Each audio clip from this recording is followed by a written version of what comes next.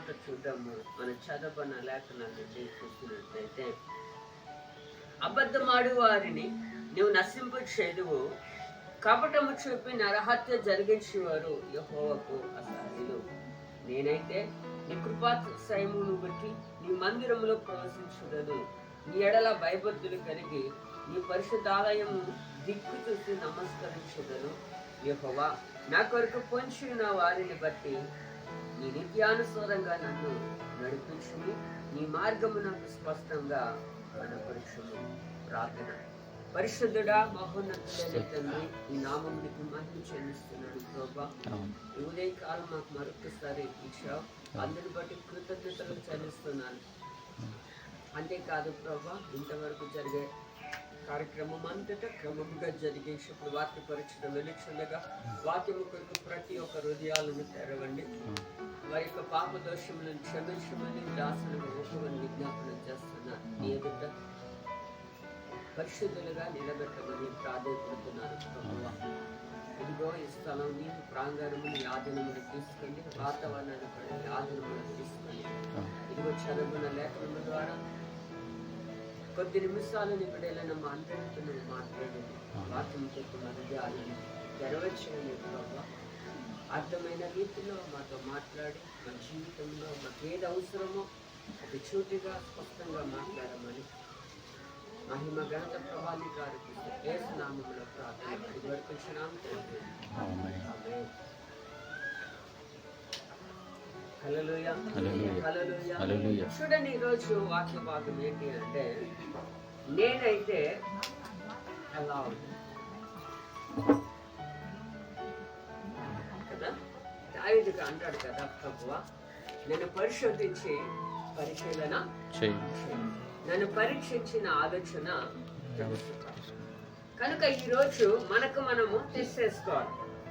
ఒక ఎత్తి చూద్దాం, నేనైతే ఎలా ఉన్నాను అని మనకు మనం ఏం చేసుకోవాలి, హల్లెలూయా, హల్లెలూయా. ఇక్కడ ఒక నలుగురి కోసం నేను తెలియజేస్తా. హల్లెలూయా. ఎంతమంది కొరకు? నలుగురు కొరకు నేను మీకు తెలియజేస్తా. ఏంటి అంటే, హల్లెలూయా, మొట్టమొదటిగా దావీదు కొరకు మనం జ్ఞాపకం చేసుకుందాం. మనం చదవబడిన లేఖనాల్లో దావీదు అంటున్నాడు, చూడండి, నేనైతే నీ కృపాతిశయమును బట్టి నీ మందిరములో ప్రవేశించదను. నీ ఎడల భయభక్తులు కలిగి నీ పరిశుద్ధ ఆలయము దిక్కు చూసి నమస్కారము చేస్తాను అని చెప్తున్నాడు. ఏమంటున్నాడు? నేనైతే. హల్లెలూయా. దావీదు అంటున్నాడు, నేనైతే ఏం కలిగి ఉంటాడట? నీ కృప అతిశయమును బట్టి నేను నీ మందిరానికి ప్రవేశించగలను అంటున్నాడు. ఇంకొకటి ఏం చెప్తున్నాడు? నీ యందు భయభక్తులు కలిగి ఉంటున్నాను అంటున్నాడు. ఏం కలిగి ఉంటున్నాడట? భయభక్తి. చూడండి, తన కొరకు తన సాక్ష్యం చెప్పుకుంటున్నాడు దావీదు. నేనైతే నీ సన్నిధిలో నీ మందిర ఆవరణంలో నేను వస్తున్నాను నీ కృపాతిశయమును బట్టి. రెండోదిగా అంటున్నాడు భయభక్తులు కలిగి అంటున్నాడు. ఏం కలిగట? మరి నువ్వు నేను మనం జ్ఞాపకము చేసుకోవాలి. హల్లెలూయా. అందుకే అంటున్నాడు కిందను కూడా, యెహోవా నా కొరకు పొంచిన వారిని బట్టి నీ నిత్యానుసారంగా నన్ను నడిపించుము. నీ మార్గములు నాకు స్పష్టంగా కనపరచుము. ఎందుకంటే ఆయన అంటున్నాడు, నేను నీ సన్నిధిలో నేను భయభక్తులు కలిగి ఉన్నాను. నీ కృపాతిశయమును బట్టి నీ మందిరంలో నేను ప్రవేశిస్తున్నాను. కనుక నేను నడవలసిన మార్గాన్ని నాకు స్పష్టంగా తెలియచేయు.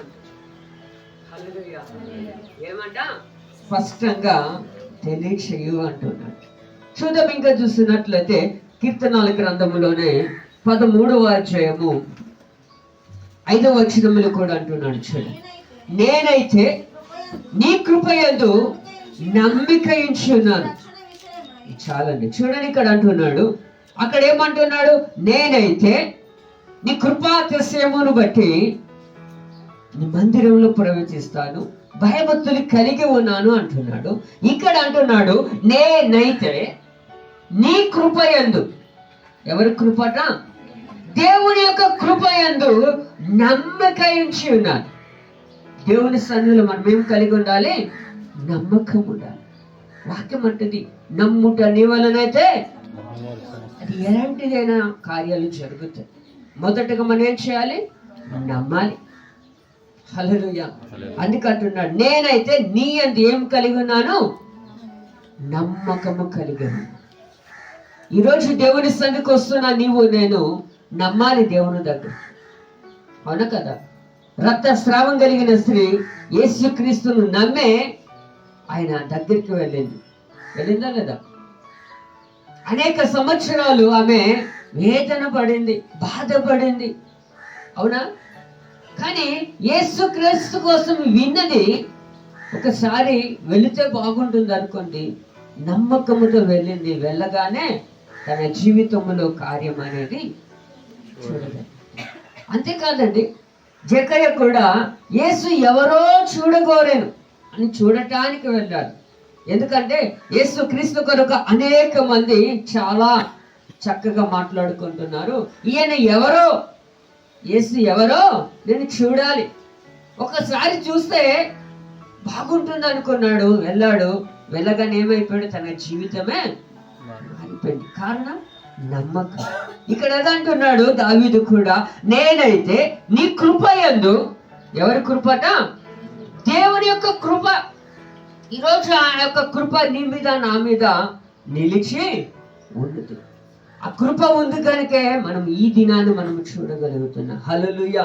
అంటున్నాడు, నేనైతే నీ కృపయందు నమ్మిక ఉంచున్నాను, నీ రక్షణ విషయమైన హృదయం ఏమవుతుంది? హర్షించుచున్నది. యెహోవా నాకు మహోపకారములు చేసి ఉన్నాడు, నేను ఆయనను కీర్తించేదాన్ని. దేవుడు ఒక కార్యాలు చేశాడట. ఎప్పుడు? దేవుని యందు నేను నమ్మిక ఉంచినప్పుడు మహోపకార్యాలు నేను చేస్తానని చెప్తున్నాడు. ఇది దావీదులో ఉన్న రెండో లక్షణం. ఒకటేమన్నాడు? నీ కృపాతిశయమును బట్టి నీ మందిరంలో ప్రవేశిస్తాను, నీ యందు భయభక్తులు కలిగి ఉంటానని చెప్పాడు. ఇక్కడ ఏం చెప్తున్నాడు? నేను నీ యందు నమ్మిక ఉంచాను కనుక నువ్వు నాకు మహోపకార్యాలు చేస్తావని చెప్తూ ఉన్నాడు. మరి ఈరోజు నువ్వు నేను కూడా ఎలా ఉన్నా? మనకు మనం ఏం చేసుకోవాలి? పరీక్ష చేసుకోవాలి. చూద్దాము 15వ వచనములు కూడా అంటున్నాడు. చూడండి, నేనైతే, చూడండి ఇక్కడ అంటున్నాడు, నేనైతే నీతి గలవాడనై నీ ముఖ దర్శనము చేస్తాను. హల్లెలూయా. చూడండి, ఈ మూడో విషయము దావీదు చెప్తున్నాడు, నేనైతే నీతి గలవాడనై. ఏం కలిగి ఉన్నాడు? ఇప్పుడు నీతి కలిగి ఉన్నాడు దావీదు. నీతి కలిగి ఉన్నాడు. మరి దేవుడి సన్నిధికి వస్తున్న నీవు నేను ఆ నీతి అనేది మనలోనికి రావాలి. ఎందుకంటే యేసు ప్రభువు ఎవరు? నీతిమంతుడు, ఆయన నిందరహితుడు, ఏ కల్మషము లేనివాడు అంటున్నాడు. అందుకే అంటున్నాడు, నేనైతే నీతి గలవాడనై నీ ముఖ దర్శనము చేస్తాను. ఎవరు ముఖ దర్శనం అట? దేవుని యొక్క ముఖ దర్శనము నేను చేస్తానని చెప్తూ ఉన్నాడు. ఇంకా అంటున్నాడు, నేను మేల్కొన్నప్పుడు నీ స్వరూప దర్శనముతో నా ఆశను తీర్చుకుంది. హల్లెలూయా, హల్లెలూయా. చూడండి, మనము నీతిగా బ్రతికితే దేవుని యొక్క ముఖ దర్శనాలు మనము చూడగలుగుతున్నాము. మరి చూస్తున్నామా? హల్లెలూయా. ఇంకంటున్నాడు, నీ స్వరూప దర్శనము నేను చూస్తాను, నీ స్వరూప దర్శనముతో నా ఆశను తీర్చుకుంటాను. ఎప్పుడు మన ఆశ తీరుతుంది అంటే మనము నీతిగా బ్రతికినప్పుడు. దావీదు నీతిగా బ్రతకటం నేర్చుకున్నాడు. అవునా కదా? ఈరోజు అదే నీతి నీలోని నాలోనికి వచ్చినప్పుడు దేవుణ్ణి మనము చూడగలుగుతాం. అవునా? అవునా కదా? దేవుని మనము చూడగలుగుతాం. అందుకంటున్నాడు, నీ ముఖ దర్శనం చేస్తాను, నేను మేలుకొనినప్పుడు నీ స్వరూప దర్శనముతో నా ఆశను తీర్చుకుంటాను. ఈరోజు దేవుడు మన ఆశను తీర్చాలంటే మనము నీతిగా బ్రతకటం మనము నేర్చుకోవాలి. దావీదులో ఉన్న ఇదొక లక్షణం. భయభక్తులు కలిగి ఉన్నాడు, నమ్మకము కలిగి ఉన్నాడు. ఇక్కడ ఏం కలిగి ఉన్నాడు? నీతి కలిగి ఉన్నాడు. ఈ లక్షణాలన్నీ మనలోనికి వచ్చినప్పుడు మనము కూడా దావీదు వల్లే దేవునికి హృదయానుసారులుగా మార్చబడగలుగుతాం. హల్లెలూయా, హల్లెలూయా. కీర్తనల్లోనే ఇంకొక మాట చూద్దాం. 52వ కీర్తన 8వ వచనములు అంటాడు కదా, నేనైతే దేవుని మందిరములో పచ్చని ఒలివ చెట్టు వలె ఉన్నాను. హల్లెలూయా. చూడండి, ఇక్కడ 4వ లక్షణం, దావీదులో ఉన్న 4వ లక్షణం ఏంటంట? ఒలివ చెట్టు వలె ఉన్నాడు. ఎలాగట? పచ్చని. పచ్చని.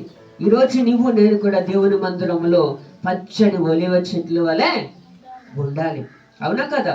అందుకంటే నేనైతే దేవుని మందిరములో పచ్చని ఒలివ చెట్టు వలె ఉన్నాను, నిత్యము దేవుని కృపయందు నమ్మిక ఉంచుచున్నాను. ఎలా ఉన్నాడట? పచ్చని ఒలివ చెట్టు వలె దావీదు ఉన్నాడని ఇక్కడ దావీదు చెబుతూ ఉన్నాడు. తన కొరకు తాను ఏం చేసుకుంటున్నాడు? సాక్ష్యాన్ని తెలియజేస్తూ ఉన్నాడు. అందుకే వాక్యం అంటది కదా, కీర్తనలు 1:3 వచనములో, అక్కువాడక తన కాలమందు ఫలమిచ్చు చెట్టు వలె ఉంటాడు. వారు చేయనదంతయు కూడా ఏమైతుంది? సఫలమవుతుందంట. ఎందుకు అంటే వాళ్ళు ఎలా ఉన్నారు? పచ్చని చెట్ల వలె ఉన్నారు. ఎప్పుడు ఆ చెట్ల వలె ఉంటామంటే దేవుని యొక్క వాక్యాన్ని మన జీవితంలో పని చేసినప్పుడు, మన హృదయంలో ఆహ్వానించినప్పుడు ఆ వాక్యం మనల్ని ఏం చేస్తుంది? ఫలింపచేస్తుంది. ఎండిపోయిన జీవితాన్ని అది ఏం చేస్తుందట?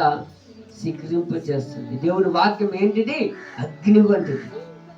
అది బండెన బద్దలు కొట్టే సుత్తి వంటిది. ఆ వాక్యము మన హృదయంలో ఉంటే మనం ఎలా ఉంటామట? పచ్చని ఒలివ చెట్టు వలె ఉంటామని ఇక్కడ దావీదు చెప్పబడుతున్నాడు. హల్లెలూయా. మరి ఈరోజు దేవుని సన్నిధికి వస్తున్నా నీవు నేను పచ్చగా ఉండగలుగుతున్నాము. హల్లెలూయా. మనకు మనం ఏం చేసుకోవాలి? పరీక్ష చేసుకోవాలి. ఇంకా చూద్దాం. 55వ కీర్తన 23వ వచనములు అంటాడు. చివరి వచనం, నేనైతే నీ యందు నమ్మిక ఉంచాను. చూడండి, ఫస్ట్ కూడా నమ్మిక ఉంచాను అన్నాడు. ఇందాక చదివిన దానిలో కూడా నమ్మిక ఉంచాను అన్నాడు. ఈ వాక్యములో కూడా ఏం చెప్తున్నాడు? నేనైతే నీ యందు ఏం కలిగి ఉన్నాను? నమ్మిక ఉంచున్నాను. Praise the Lord. హల్లెలూయా. ఏం కలిగి ఉన్నాడట? నమ్మిక. ఈరోజు దేవుని దగ్గరికి వచ్చిన నీవు నేను నమ్మాలి. ఏం నమ్మాలి? దేవుడు నా జీవితాన్ని మారుస్తాడు, నా బ్రతుకును మారుస్తాడు, నా స్థితి మారుతుందని దేవుని దగ్గరికి నమ్మకముతో నీవు రావాలి. ఒక శతాధిపతి యేసు ప్రభు దగ్గరికి వచ్చాడు నమ్మకముతో. ఎందుకు వచ్చాడు? నమ్మకం. ఎందుకంటే నువ్వు మాట చెలవిస్తే చాలయ్యా, అక్కడ నా దాసుడు బాగుపడతాడు. నేను ఒకరిని రమ్మంటే వస్తారు, ఒకరు పొమ్మంటే పోతారు, కానీ నేనే నీ దగ్గరకు వచ్చాను. యేసు ప్రభు అంటున్నాడు, బా నీతో నేను వస్తానంటే నాతో రావడానికి, నా ఇంటికి రావడానికి నా అర్హత లేదయ్యా, నేను అలాంటి వాడను కాను. నువ్వు మాట చెలవిస్తే నా దాసుడు ఏమవుతాడు? బాగుపడుతాడు. చూడండి, నమ్మకం అంటే. అందుకే వాక్యం అంటే నమ్ము, దేవుని మహిమను నువ్వు చూడగలుగుతావు. ఈరోజు దేవుని సన్నిధికి వస్తున్న నీవు నేను దేవుని నమ్మాలి. మనం నమ్ముతున్నామా? నమ్మితేనే కార్యాలు చూడగలుగుతామండి. మనం నమ్మకాలు ఎలా ఉంటాయంటే సందేహాలు కలిగి ఉంటాయి. నమ్మాలి. హల్లెలూయా. ఇక్కడ దావీదు నమ్మాడు. ఇంకా చూసినట్లయితే కీర్తనల్లోనే 75వ కీర్తన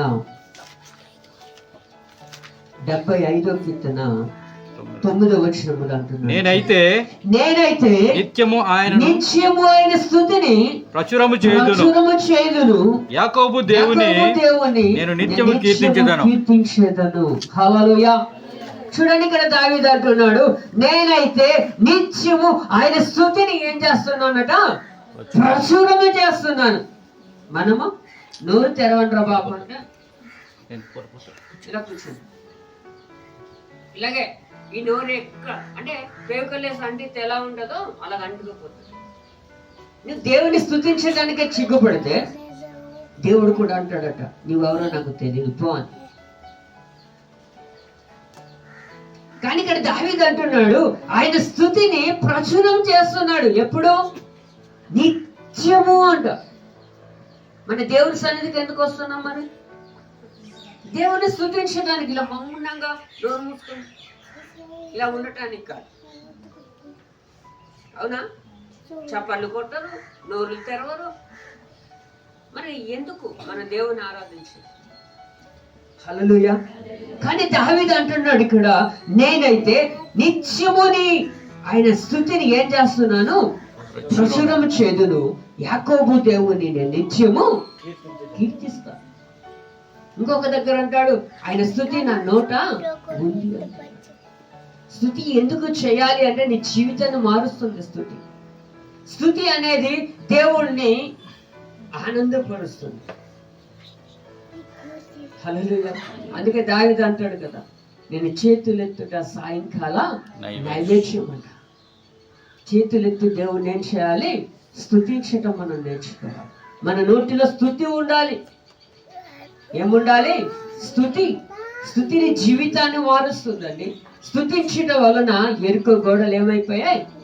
కూలిపోయాయి. స్తుతించటం వలన ఎర్ర సముద్రం పాయలుగా చీల్చిపోయింది. స్తుతించడం వలన పౌలు శీలలు శరసాలు బద్దలైపోయాయి. ఈరోజు అలాంటి సమస్యలు ఎదురైనప్పుడు మనం ఏం చేయాలి? నోరు తెరిచి దేవుణ్ణి స్తుతించటం మనము నేర్చుకోవాలి. కానీ ఇక్కడ దావీదు అంటాడు, నేనైతే చూడండి, నేనైతే ఆయన స్తుతిని ఏం చేస్తున్నాను? ప్రచురము చేదును. మరి నువ్వైతే మనకు మనము పరీక్ష చేసుకొని నిజంగా దేవుని కోసం మనం ఇతరులకు పరిచయం చేయగలుగుతున్నామా? పోనీ ఎవరికి చెప్పొద్దు, కనీసం మన నోరు తెరిచి, దేవా నువ్వు ఇలాంటి వాడివయ్యా, నువ్వు గొప్పవాడు అని చెప్పగలుగుతున్నామా? సిగ్గుపడుతూ ఉంటా. హల్లెలూయా. కానీ దావీదు అలా చేయట్లేదు. నేను నీ నామమును ఏం చేస్తాను? ప్రచురం చేస్తాను, కీర్తిస్తాను అయ్యా నిన్ను అని తనకు తానుగా చెబుతూ వస్తున్నాడు. ఇంకా చూసినట్లయితే 1 దినవృత్తాంతాలకు రాసిన గ్రంథంలో ఒక మాట చెప్తున్నాడు చూడండి. 29వ అధ్యాయము 17వ వచనంలో అంటాడు కదా, నా దేవా నువ్వు నా హృదయ పరిశోధన చేయొచ్చు, యథార్థవంతుల యందు ఇష్టపడుచున్నావని నేను ఎరుగుదును.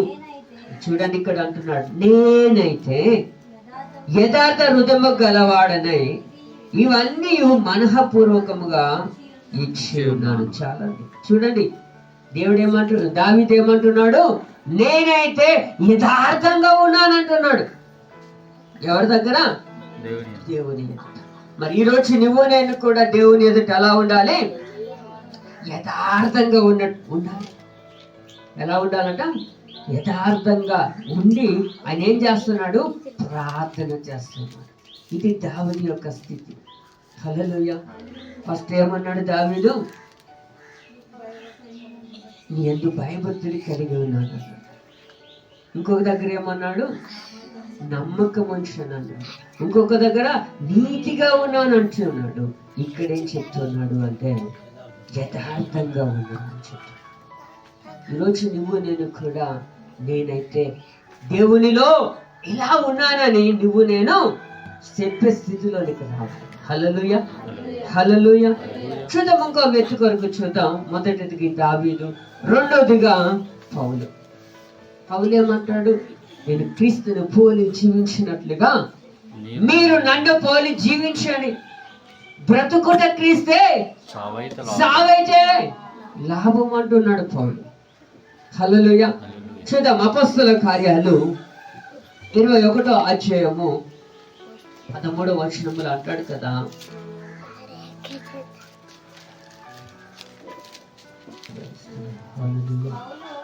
పౌలు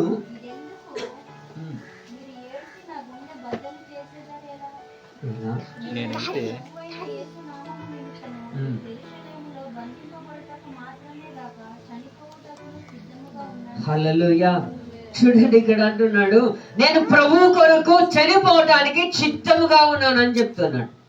మనము ఎవరైనా వచ్చి చంపేస్తాను బాబు అంటే చెదరైపోతామమ్మ, అంతేనా? హల్లెలూయా.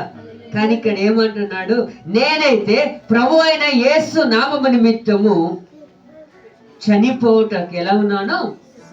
సిద్ధంగా ఉన్నాను. ఈరోజు నువ్వు నేను కూడా అలాంటి సిద్ధపాటు అనేది రావాలి, అవునా? హల్లెలూయా. ఒకప్పుడు ఇదే పౌలు అనేక మందిని చంపేవాడు. ఇప్పుడు ఏమంటున్నాడు?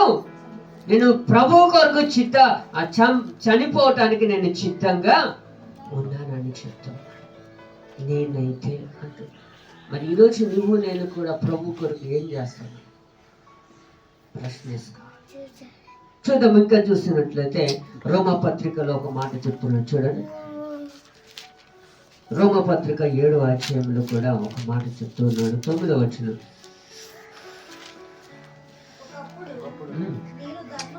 ఒకప్పుడు నేను ధర్మశాస్త్రము లేకుండా జీవించుచుంటేనే గాని ఆజ్ఞ వచ్చినప్పుడు పాపమునకు మరలా జీవం వచ్చాను, నేనైతే చనిపోతాను. అక్కడేమన్నాడు? యేసు కొరకు చనిపోవడానికి సిద్ధపడ్డాను అన్నాడు. ఇక్కడేమన్నాడు? చనిపోతుంది. అందుకే అంటున్నాడు బ్రతుకుట క్రీస్తే, సావైతే లాభము. ఈరోజు నువ్వు నేను కూడా ఆ స్థితిలోనికి వెళ్ళాలి, అవునా? గాంధీ అది అంటాడు, డూ ఆర్ డై. చావు కదా, చావు లేకపోతే చంపు, అంతే. ప్రభు కొరకు మనము బ్రతకాలి, లేవా చనిపోవాలంతే. ఇక్కడ అదే అంటున్నాడు. ఏమన్నాడు? ధర్మశాస్త్రం లేనప్పుడు పాపము చేశారు, కానీ ఇప్పుడు నేనేమవుతున్నాను? దేవుని కొరకు తెలుసుకున్నాను, నేను చచ్చిపోయాను ప్రభు కొరకు. హల్లెలూయా. ఒకప్పుడు నేను హింసకుడను, దూషకుడను, హానికరుడను, కానీ ఇప్పుడు నేను ప్రభు కొరకు నేను బ్రతుకుతున్నాను. అందుకే బ్రతుకుట క్రీస్తే, సావైతే లాభము. చనిపోవటానికి కూడా సిద్ధంగా ఉన్నాడు. తన సావు తానే కోరుకున్నాడండి, అవునా? తన సావు తానే కోరుకున్నాడు పౌలు. నేను రోమీయుని అనుభూతులకి భయపడ్డాడు సైనికుడు. హల్లెలూయా, హల్లెలూయా. ఈరోజు మనము కూడా ఎలా ఉన్నాం? పౌలు అంటున్నాడు, నేనైతే ప్రభు కొరకు చనిపోవడానికి సిద్ధపడ్డాను, చనిపోతేనే అని చెప్తున్నాడు. ఇంకా చూస్తున్నట్లయితే 1 కొరింథీయుల్లో ఒక మాట చెప్తున్నాడు, చూడండి. 9వ అధ్యాయము 15వ వచనములు అంటాడు కదా, నేనైతే వీటిలో దేనినైనాను వినియోగించుకొనలేదు. హల్లెలూయా. చూడండి, అంతకు ముందు వచనంలో ఉంటాడు, వాళ్ళు అనేక బలి అర్పిస్తూ ఉంటారు. కానీ ఇక్కడ అంటున్నాడు, నేనైతే వీటిలో దేనినైనాను వినియోగించుకోలేదు. ఒక దగ్గర అంటాడు, నేను అన్ని చేయటానికి నాకు స్వతంత్రత ఉంది, కానీ నేను చెయ్యను అంటాడు. మనము అవకాశం వస్తుంది చేయటానికి ప్రయత్నం చేద్దాం, అవునా కదా? కానీ ఇక్కడ అంటున్నాడు, నేనైతే వీటిలో దేనినైనాను వినియోగించుకోనలే. ఇంకంటున్నారు, మీరు నా ఎడల ఇలాగున జరగవలన నిరర్ధక సంగతులు రాయను లేదు, మరణమే మేలు. నేను ఇతరులు చేసినట్లు నేను చెయ్యటలే, చేసే అర్హత నాకు ఉంది, స్వాతంత్రత ఉంది, కానీ నేను చెయ్యను అంటున్నాడు. ఎవరికి? ఎందుకు? ఇప్పుడు ఎవరున్నారు ఆయనలో? దేవుడున్నాడు. క్రీస్తు కొరకు నేను ఏమైనా చేస్తా, కానీ ఈ లోకము కొరకు నేనేమీ చెయ్యను. మరి ఈరోజు క్రీస్తును నమ్మిన నీవు నేను ఎలా ఉన్నాం? ప్రశ్న వేసుకోవాలి. నేనైతే పౌలు అలాగన్నాడు కదా, మరి దావీదు అలా అన్నాడు కదా, మరి ఈరోజు నువ్వేమనుకుంటున్నావు? ప్రభు కొరకు నేను ఏం చేస్తున్నాను, నేను ప్రభు కొరకు నేను ఎలా జీవిస్తున్నాను, ప్రభులో నేను ఎలా ఉన్నానని మనం ఏం చేసుకోవాలి? పరీక్ష చేసుకోవాలి. హల్లెలూయా, హల్లెలూయా. చూడండి, అదే 2 కొరింథీయులకు రాసిన పత్రికలో కూడా ఒక మాట చెప్తున్నాడు పౌలు. 11వ అధ్యాయము 5వ వచనంలో అంటాడు కదా, నేనైతే మిక్కిలి శ్రేష్ఠులైన అపోస్తలుల కంటే లేస మాత్రమును తక్కువ వాడని కానని తలంచుకొనుచున్నాను. హల్లెలూయా. చూడండి, 12 మంది అపోస్తలులలో ఒక అపోస్తలుడు ఏమైపోయాడు? చనిపోయాడు. యేసు క్రీస్తుతోనే ఉంటూ యేసుని అప్పగించిన వ్యక్తి ఏమైపోయాడు? ఊరేసుకొని చనిపోయాడు. ఆ 12వ వ్యక్తిలో పౌలు వచ్చాడు. కానీ ఈ యొక్క 11 మంది శిష్యులందరికంటే పౌలుకి ఇచ్చిన ధన్యత చాలా ఎక్కువ. అన్ని వరాలు కలిగిన వాడు. అందుకే అంటున్నాడు, అపోస్తుల కంటే నేనైతే మిక్కిలి శ్రేష్టం లేనా ఈ అపోస్తులందరికంటే లేస మాత్రం తక్కువ వాడను కాను అంటున్నాడు. తక్కువ కాదంట. అంటే ఆవిడ 11 మంది కంటే గొప్పవాడు ఈయన. చూడండి, ఒక్కొక్కరికి ఒక్కొక్క వరం ఉంది, కానీ ఈయనకు అన్ని వరాలు కలిగినవి. వారి కన్నా నేను తక్కువ కాను. కానీ ప్రభు కొరకు ఎలా ఉన్నాడు? తగ్గించుకున్నాడు. హల్లెలూయా. నాకు ఇన్ని ఉన్నాయి కదా అని నేను హెచ్చించుకోవట్లేదు పౌలు. వారికన్నా నేను లేస మాత్రం తక్కువ వాడను కాననుకుని ఎవరి కొరకు తగ్గించుకుంటున్నాడు? ప్రభు కొరకు తగ్గించుకుంటున్నాడు. అందుకే ఒక దగ్గర అంటాడు, నేను ఎక్కడ భ్రష్టుడైపోతానోమోనని నా శరీరాన్ని నలగగొట్టుకొని కానీ ఏం చేసుకుంటున్నాను? చూడండి, అన్ని వరాలు కలిగిన వ్యక్తి, దేవుడితో జీవిస్తున్న వ్యక్తి నేను ఎక్కడ భ్రష్టుడైపోతాను అనుకొని భయపడుతూ ఉన్నాడు. అవునా? పౌలు ఎంత భయపడితే నువ్వు నేను ఏమాత్రం కదా. హల్లెలూయా. తన శరీరాన్ని ఏం చేసుకుంటున్నాడట? లోపరుచుకుంటున్నాడట. ఎందుకంటే ఇదే దేవునికి దూరం చేస్తూ ఉంటాడు. ఈ శరీరం ప్రార్థన చేయలేదు, పాట పాడలేదు, వాక్యం చదవలేదు, దేవుని పని కొరకు ముందుకు నడపనివ్వదు. ఈరోజు ఆదివారం కదా, వెళ్దాంలే, అందరూ వెళ్తారు కదా, తర్వాత వెళ్దాం. సహకరించదు. సహకరించదా? మనకు ఉండేది చలికాలం. ఇంకా కొద్ది పడుకో, టైం ఉందిలే, సమయము, నువ్వు పాటలు అయిపోయిన తర్వాత వెళ్ళినా ఏం కాదులే అని చెప్తూ ఉంటుంది. సార్ సహకరించదు దేనికి. కానీ పౌలు ఏం చెప్తున్నాడు? నేను ఎక్కడ భ్రష్టుడైపోతాను మన శరీరాన్ని నేనేం చేసుకుంటున్నాను? నలగగొట్టుకుంటున్నాను. మనం ఈరోజు మన శరీరాన్ని నలగగొట్టుకునే స్థితిలోనికి, అలాగని రాయబండి వేసి కొట్టుకుంటాం కదండి. హల్లెలూయా. హల్లెలూయా. ఏం చేయాలి? వాక్యము ద్వారా, ప్రార్థన ద్వారా మన శరీరాన్ని మనం ఏం చేసుకోవాలి? నలగగొట్టుకొని దాన్ని లోబర్చుకోవాలి. ఎప్పుడైతే మనం అలా లోబర్చుకుంటామో శరీరం మన మాట వింటుంది. లేకపోతే మనము శరీరం మాట వినవలసిన స్థితిలోనికి వెళ్ళిపోతాం. హల్లెలూయా. చూద్దాం, ఇంకొక మాట చూసి మనం ముందుకెళ్ళిపోదాం. గలతీ రాసిన పత్రిక 2వ అధ్యాయము 19వ వచనములు కూడా అంటున్నాడు. చూడండి, నేనైతే దేవుని విషయమై జీవించు నిమిత్తము ధర్మశాస్త్రము వలన ధర్మశాస్త్రం విషయమై చచ్చిన వాడనైతిని అంటున్నాడు. దేవుని కొరకు జీవించే నిమిత్తం ఏమైపోయిందట? నేను చచ్చిపోయాను అని చెప్తున్నాడు. హల్లెలూయా. ఎవరి కొరకు చచ్చిపోతున్నాడు? ఇప్పుడు దేవుని కొరకు చచ్చిపోతున్నాడు. ఎవరు? పౌలు. మరి ఈరోజు మనకు చిన్న రోగం వస్తే అయ్యో బాబో అదో ఈ అని చెప్తూ ఉంటాం. మనం భయపడేది కాకుండా పక్కన వాళ్ళు కూడా ఏం చేస్తుంటాం? భయాన్ని కలగజేస్తాం. కానీ ఇక్కడ అంటున్నాడు, నేను ధర్మశాస్త్రం వలన జీవించ నైతిని, దాని కొరకే నేను ఏమైపోతున్నాను? ప్రభు కొరకు చచ్చిపోయిన స్థితిలోకి వెళ్ళిపోతున్నాను అని చెప్తాను. మరి ఈరోజు నువ్వు నేను కూడా మనం ఏం చేసుకోవాలి? పరీక్ష చేసుకోవాలి. హల్లెలూయా. హల్లెలూయా. మనం ఇంకో వ్యక్తి కొరకు చూద్దాం. ఏలియా కొరకు చూద్దాం. 1 రాజుల 18వ అధ్యాయము 24వ వచనంలో అంటాడు కదా, తర్వాత మీరు మీ దేవతల పేరును బట్టి ప్రార్థన చేయండి, నేనైతే యెహోవా నామమును బట్టి ప్రార్థన చేయుదును. ఏ దేవుడు కట్టెలను తగలబెట్టుట చేత ప్రత్యుత్తరం ఇచ్చునో ఆయనే దేవుడని నిశ్చయించుదుము. రండని ఏలియా మరలా జనులతో చెప్పగా జనులందరూ ఆ మాట మంచిదని ప్రత్యుత్తరం ఇచ్చేది. హల్లెలూయా. హల్లెలూయా. చూడండి, ఇక్కడ అంటున్నాడు, ఇక్కడ బయలుదేవతలకు ఏలియాకు ఏమొచ్చింది? ఇప్పుడు పోటీ అనేది వచ్చింది. ఎవరు దేవుడు గొప్ప రండి తెలుసుకుందాం. కానీ అక్కడ అంటాడు ఏలియా, నేనైతే నా దేవుని నామమున ఏం చేస్తాను? ప్రార్థన చేస్తాను. ఎవరి నామమును ప్రార్థన చేయాలి? యోహాను సువార్త అంటాడు, నా నామమున మీరు నన్నేమి అడిగా నేను చేస్తాను. మీరు నా నామమున తండ్రిని ఏమీ అడగట్లేదు కనుక మీరేమీ పొందలేకపోతున్నారంట.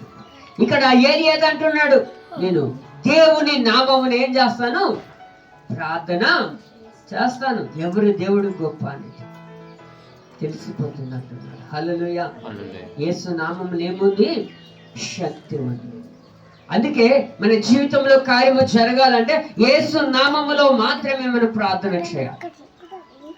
మనం ముగించేటప్పుడు అది అడగాలి. చాలా మంది అడగరు, ఏ నామములో ప్రార్థన చేస్తున్నారు కూడా తెలియదు. కానీ స్పష్టంగా వాక్యం చెప్తుంది, యేసు నామములో అడగాలి. ఇక్కడ అదే చెప్తున్నాడు. నేనైతే ఏం చెప్తున్నాడు? నేనైతే నా దేవుని నామము పేరట నేనేం చేస్తున్నాను? ప్రార్థన చేస్తున్నాను.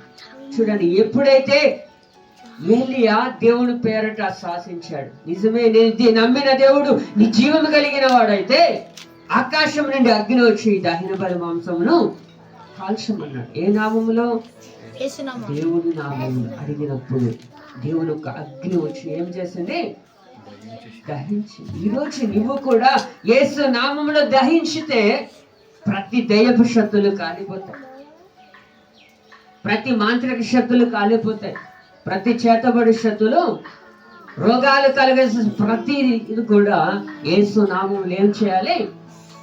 శాసించాలి. అధికారం దేవుడు ఇచ్చాడు. రోమ 16 అధ్యాయము 20 అంటాడు, బంధించే అధికారం ఎవరికి ఇచ్చాడు? సేవకులకే కాదండి, యేసు క్రీస్తు నమ్మిన ప్రతి బిడ్డకు కూడా అధికారం ఇచ్చాడు. ఇక్కడ ఏలియా యేసు నామమున అంటే దేవుని నామములు ఏం చేస్తున్నాడు? ప్రార్థన చేస్తున్నాడు. అంటున్నాడు, నేనైతే. హల్లెలూయా. మరి ఈరోజు నువ్వైతే ఎవరి నామంలో ప్రార్థన చేస్తున్నా? ఎవరి నామంలో ప్రార్థన చేస్తున్నా? చూద్దాం. హల్లెలూయా. చివరిగా ఒక వ్యక్తి తండ్రి ఇంటి వెళ్ళిపోయిన కుమారుడు మాట్లాడుతున్నారు. లూకాసు వార్త 15వ అధ్యాయము 17వ వచనములు అంటారు, నేనైతే అయితే బుద్ధి వచ్చినప్పుడు ఉన్నది నేనైతే. హల్లెలూయా. చూడండి, ఇక్కడ ఏమొచ్చింది? వీడికి బుద్ధి వచ్చింది. బుద్ధి వచ్చింది ఎవరికి? తప్పిపోయిన కుమారుడు. తండ్రి ఇంటి నుండి వెళ్ళిపోయిన కుమారుడికి, నా తండ్రి ఇంటిలో అనేక మంది కూలి వాళ్ళకి ఆహారం సమృద్ధిగా దొరుకుతుంది, నేనైతే ఇక్కడ ఆకలికి చచ్చిపోతున్నాను. కానీ ఇప్పుడు ఏమంటున్నాడు? నేనైతే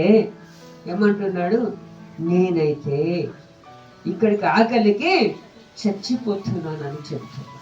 మరి ఈరోజు మనకి ఏ ఆకలి ఉండాలి? దేవుని కొరికిన ఆకలి నీకు నాకు ఉండాలి. హల్లెలూయా. హల్లెలూయా. చూడండి, ఇక్కడ అంటున్నాడు, బుద్ధి వచ్చినప్పుడు తన స్థితి తనకు తెలుస్తుంది. నేనైతే నేను చచ్చిపోతున్నాను ఆకలికి. నా తండ్రి ఇంటిలో ఉన్నప్పుడు ఏముంది? ఆయనకి సమృద్ధి అండి. తనకి ఏం కావాలో అది ఉండింది. కానీ ఎవరు మాటలు పట్టుకొని బయటకు వెళ్ళాడు? స్నేహితులను మాటలు పట్టుకొని బయటకు వెళ్ళినప్పుడు తన జీవితము దుర్బలమైపోయింది, పంది కన్నా హీనమైపోయింది తన స్థితి. అందుకే అప్పుడు గుర్తొచ్చింది తండ్రి, నేనైతే ఆకలికి చచ్చిపోతున్నాను అని జ్ఞాపకం చేసుకుంటాను. హల్లెలూయా. హల్లెలూయా. ఈరోజు నువ్వు నేను కూడా దేవుని కొరకు మనము ఎలా ఉన్నాము జ్ఞాపకం చేసుకుందాం. చూద్దామా? మొట్టమొదటిగా మనము ఎవరి కొరకు నేర్చుకున్నాం? దావీదు కొరకు నేర్చుకున్నాం. దావీదు 4 లక్షణాలు తన స్థితిలో కలిగి ఉన్నాడు. ఏలియా అలాగే ఉన్నాడు, పౌలు అలాగే ఉన్నాడు. కానీ ఇక్కడ తప్పిపోయిన కుమారుడికి కూడా ఏమొచ్చింది? బుద్ధి వచ్చింది. నేనైతే చచ్చిపోతున్నాను ఆకలికి. మరలా బుద్ధి వచ్చి తండ్రి ఇంటికి వెళ్ళటానికి ప్రయత్నం చేస్తాను. హల్లెలూయా. ఒకవేళ ఈరోజు నువ్వు నేను ఈ తప్పిపోయిన కుమారులా తప్పిపోతున్నాము, ఒకసారి జ్ఞాపకం చేసుకుందాం. ఈరోజు నీవైతే ఎలా ఉన్నావు? నీవైతే దేవుని కొరకు ఏం చేయగలుగుతున్నావు? నీవైతే దేవునిలో ఎలా బ్రతకగలుగుతున్నావో మనం ఏం చేసుకోవాలి? పరీక్ష చేసుకుందాం. ఈ కొద్ది మాటలు దేవుడు దీవించును గాక. ఆమేన్.